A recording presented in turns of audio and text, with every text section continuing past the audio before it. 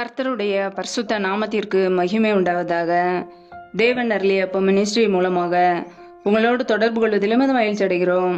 இன்றைக்கும் இந்த நாளிலும் தேவன் நமக்கு கொடுக்கிற வார்த்தை 27ஆம் சங்கீதம் 10ஆம் வசனம். என் தகப்பனும் என் தாயும் என்னை கைவிட்டாலும் கர்த்தர் என்னை சேர்த்துக் கொள்வார். ஹல்லேலூயா. கிறிஸ்துவுக்குள் பிரியமானவர்களே, கர்த்தருடைய வார்த்தை சொல்கிறது, என் தகப்பனும் என் தாயும் என்னை கைவிட்டாலும் கர்த்தர் என்னை சேர்த்துக் கொள்வார் என்று. பிரியமானவர்களே, இன்றைக்கு உங்களுடைய வாழ்க்கையிலே கைவிடப்பட்ட ஒரு நிலைமையிலே நீங்கள் இருக்கலாம். தகப்பனால் கைவிடப்பட்ட ஒரு நிலைமையிலே இருக்கலாம். தாயால் கைவிடப்பட்ட ஒரு நிலைமையிலே இருக்கலாம். கணவரால் கைவிடப்பட்ட ஒரு நிலைமையிலே இருக்கலாம். குடும்பத்தால் கைவிடப்பட்ட ஒரு நிலைமையிலே யாருமே இல்லாமல் திக்கற்றவர்களாய் நீங்கள் இருக்கலாம். திக்கற்ற உங்களை கர்த்தர் சேர்த்துக்கொள்ள அவர் ஆயத்தமா இருக்கிறார். ஹல்லேலூயா. ஒருவேளை மனிதர்கள் உங்களை கைவிடலாம், கர்த்தர் உங்களை ஒருபோதும் கைவிட மாட்டார். அவர் உங்களை ஒருபோதும் வெறுக்க மாட்டார், புறக்கணிக்க மாட்டார். உங்களை அணைத்துக் கொள்வார், உங்களை சேர்த்துக் கொள்வார். தகப்பனும் தாயும் கைவிடலாம், கர்த்தர் உங்களை ஒருபோதும் கைவிட மாட்டார். ஹல்லேலூயா.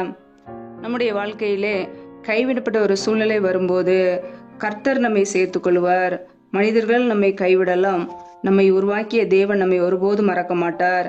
அவர் நம்மை நடத்துகிறவர், நம்மை போஷிக்கிறவர், நம்மை உடுத்துவிக்கிறவர், நம்முடைய தேவைகளை சந்திக்கிறவர். ஹல்லேலூயா. வேதத்திலே நாம் வாசிக்கிறோம், இமைப்பொழுது உன்னை கைவிட்டேன், ஆனாலும் உருக்கமான இரக்கங்களால் உன்னை சேர்த்துக் கொள்வேன் என்று.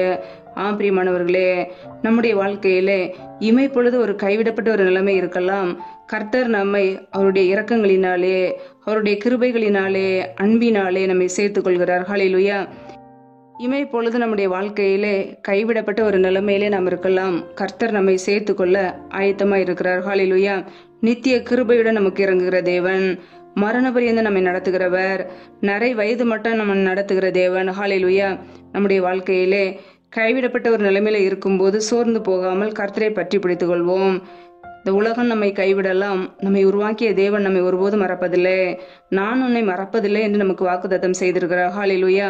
மலைகள் விலகினாலும், பர்வதங்கள் நிலை பெயர்ந்தாலும் அவருடைய கிருபை உங்களை விட்டு ஒருபோதும் விலகாது. ஹல்லேலூயா. கர்த்தர் நம்மோடு கூட இருக்கிறார். அவரே நமக்கு ஆறுதல் கொடுக்கிறவர், அவரே நமக்கு சமாதானத்தை கொடுக்கிறவர், நம்மை ஆசீர்வதிக்கிறவர், நம்மை பாதுகாக்கிறவர், தீங்கு நாளுக்கு நம்மை தப்புவிக்கிற தேவன். நமக்கு விரோதமாய் உருவாக்கப்படுகிற எல்லா ஆயுதங்களையும் அவர் நிர்மூலமாக்கி போடுகிறார். ஹல்லேலூயா. கர்த்தருடைய பிள்ளைகள் சோர்ந்து போகாமல் கர்த்தரை பற்றி பிடித்துக் கொள்வோம்.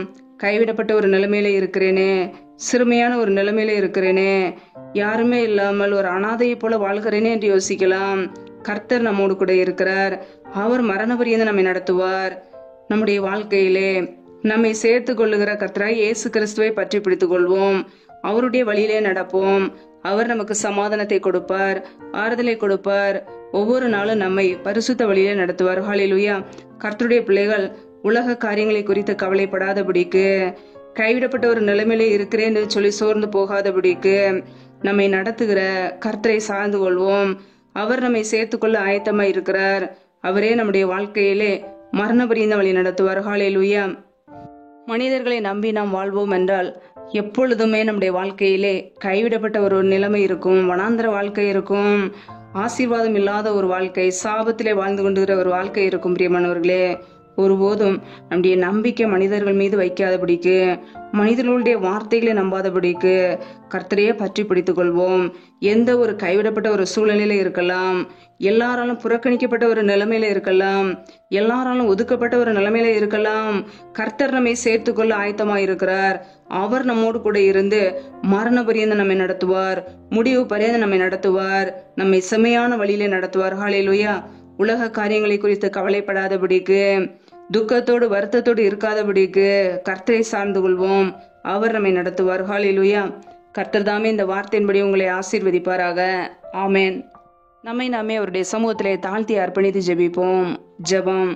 எங்களை அதிகமாய் நேசிக்கிற எங்கள் அன்பின் பரலோக தகப்பனே, மை துதிக்கிறோம், ஸ்தோத்திரிக்கிறோம் அப்பா. இந்த நாளிலும் கூட உடைய வார்த்தைகளோடு எங்களோடு பேசினீரே, அதற்காக உமக்கு நன்றி அப்பா.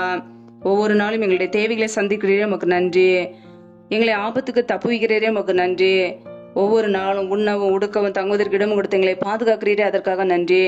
இப்பொழுது இணைந்திருக்கிற ஒவ்வொரு குடும்பங்களையும் எங்களுடைய கரங்களிலே அர்ப்பணிக்கிறோம். ஒவ்வொரு குடும்பங்களையும் என் தேவன் பாதுகாத்துக் கொள்ளுங்கப்பா. பிள்ளைகள் செய்கின்ற வேலைகளை, தொழில்களை, வியாபாரங்களை ஆசீர்வதிங்க.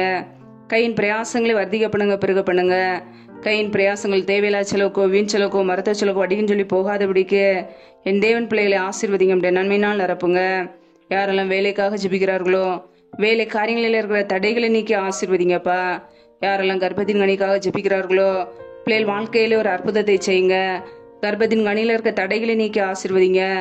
அண்ணாலே ஆசீர்வதித்த தேவன் பிள்ளைகளை ஆசீர்வதிங்க. அப்படியே கரங்களில அர்ப்பணிக்கிறோம். எந்தெந்த குடும்பங்களில் எல்லாம் திக்கற்ற பிள்ளைகளாய் தனிமையோடு வாழ்கிறார்களோ என் தேவன் அவர்களுக்கு உதவி செய்யுங்கப்பா. திக்கற்ற பிள்ளைகளுக்கு நிறைய சகாயர். மனமருங்குங்க, ஆசீர்வதிங்க. பிள்ளைகளுடைய தேவைகளை சந்திங்க, படிப்பு காரியங்களை சந்திங்க, பண தேவைகளை சந்திங்க. எந்தெந்த குடும்பங்களில் எல்லாம் கடன் பிரச்சனையிலே உபத்திரவத்தோடு கண்ணீரோடு வாழ்கிறார்களோ என் தேவன் பிள்ளைகளுடைய வாழ்க்கையில இருக்கிற கடன் என்ற நிந்தையை நீக்குங்கப்பா. பிள்ளைகளை கடன் கொடுக்கிறவர்களாய் மாற்றுங்க, ஆசீர்வதிங்க. நம்முடைய கரங்களிலே அர்ப்பணிக்கிறோம். எந்தெந்த குடும்பங்களிலெல்லாம் குடும்பத்திலே சமாதானம் இல்லாமல் நிம்மதி இல்லாமல் கண்ணீரோடு வாழ்கிறார்களோ என் தேவன் அந்த குடும்பத்திலே சமாதானத்தை கொடுங்க. சிலுவையில் சிந்திய ரத்தத்தினாலே எங்களுக்கு சமாதானத்தை உண்டாக்கியவர். ஒவ்வொரு குடும்பத்திலும் தெய்வீக சமாதானம் ஆளுகை செய்யட்டும். எந்தெந்த குடும்பங்களிலெல்லாம் பலவீனத்தோடு சோர்வோடு வியாதியோடு இருக்கிறார்களோ என் தேவன் அவர்களை தொடுங்கப்பா. இப்படியே சுகமாக்கும் கரம் பிள்ளைகளை இப்பொழுதே தொட்டு சுகமாக்கட்டும், விடுதலையாக்கட்டும். பலவீனத்திலே நம்முடைய பலன் பரிபூரணமை விளங்கட்டும். ஆசீர்வதிங்க, சுகப்படுத்துங்க, விடுதலை கொடுங்க. கரங்களில் அர்ப்பணிக்கிறோம் அப்பா. இந்த இரவு நேரத்தில் இன்பமான நித்திரை கொடுங்க. நல்ல சொப்பன தரிசனங்களை வெளிப்படுத்துங்க. வரப்போற காரியங்களை குறித்து ஒவ்வொரு நாளும் எங்களோடு பேசுங்கப்பா. அதிகாலையில் எழுந்து நம்முடைய சமூகத்திலே காத்திருக்க புது கருவிகளை பெற்றுக்கொள்ள எங்களை அர்ப்பணிக்கிறோம். எங்களை ஆசீர்வதிப்பீராக. எங்களுடைய வாழ்க்கையிலே ஒவ்வொரு நாளும் உமக்கு பிரியமாய் வாழ அர்ப்பணிக்கிறோம். உமக்கு கீழ்ப்படிந்து வாழ அர்ப்பணிக்கிறோம். சத்துரு கொண்டு வருகிற போராட்டங்கள், பிரச்சனைகள், தீமைகள், மரண பயங்கள், இருளின் அதிகாரங்கள், ஆபத்துகள், நாசமோசங்கள், தீமைகள் எல்லாற்றுக்கும் விளக்கிங்களை பாதுகாத்துக் கொள்ளுங்க. இப்படியே ரத்த கோட்டைகளை எங்களை அர்ப்பணிக்கிறோம். இப்படியே கிருபைகளை அர்ப்பணிக்கிறோம். எங்களை பாதுகாத்து வழி நடத்துவீராக. நீர் எங்களுக்கு அடைக்கலம், நீர் எங்களுக்கு கோட்டை. நாங்கள் நம்பி இருக்கிறவர் நீர் ஒருவர் மாத்திரமே. உடைய சமூகத்திலே முற்றிலுமாக தாழ்த்தி ஜபிக்கிறோம். எங்களை ஆசீர்வதிங்க, பாதுகாத்துக் கொள்ளுங்க. எல்லா துதிகன மகிமையெல்லாம் ஒருவருக்கே செலுத்துகிறோம். இயேசு கிறிஸ்துவின் மூலம் ஜபிக்கிறோம் ஜீவனுள்ள நல்ல பிதாவே, ஆமேன். கர்த்தர் தாமே உங்களையும் உங்கள் குடும்பங்களையும் ஆசீர்வதிப்பாராக. ஆமேன். Thanks for watching. Please subscribe our channel.